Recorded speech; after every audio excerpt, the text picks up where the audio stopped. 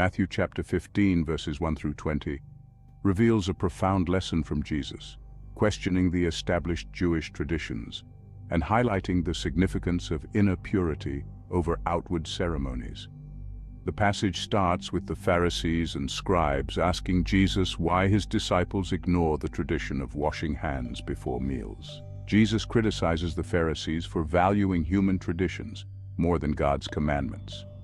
This encounter sets the stage for his profound teaching that it is not what goes into the mouth that defiles a person, but what comes out of it, thereby shifting the focus from ritual purity to moral and spiritual integrity. In these verses, Jesus exposes the hypocrisy of the religious leaders who focus on rituals but ignore the crucial matters of the heart. The Pharisees had elevated the practice of hand-washing before meals, a common and respected tradition, to a level of moral necessity. Jesus challenges these traditions, emphasizing that they are created by humans and not commanded by God. He accuses the leaders of nullifying God's commandments to uphold their traditions, highlighting how they twist religious rules to shirk their duties, like honoring their parents. Jesus is teaching that eating with unwashed hands does not defile a person, represents a significant break from the Jewish purity laws of his era. By stating this, he underscores that true moral defilement originates from within a person, stemming from their thoughts and actions, rather than from external sources like food or drink. This principle challenges the Pharisees' emphasis on ritual purity and shifts the focus to the state of one's heart and the moral quality of one's actions.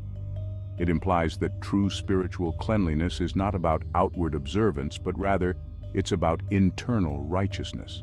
The disciples inform Jesus that the Pharisees were offended by his statement, highlighting the tension between Jesus' teachings and the established religious norms.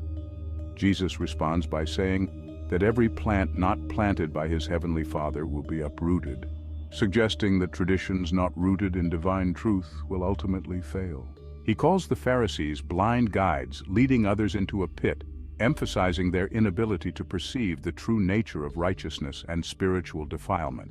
Moreover, Jesus' private explanation to his disciples emphasizes the core message. He clarifies that what enters the mouth goes into the stomach and is expelled, but what comes out of the mouth originates from the heart and is what defiles a person.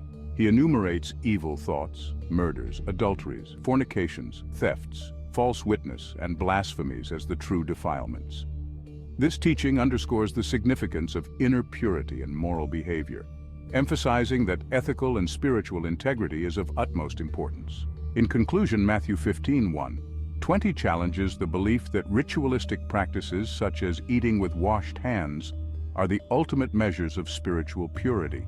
Jesus' teaching shifts the focus from external rituals to the internal state of the heart, highlighting that true defilement comes from sinful thoughts and actions.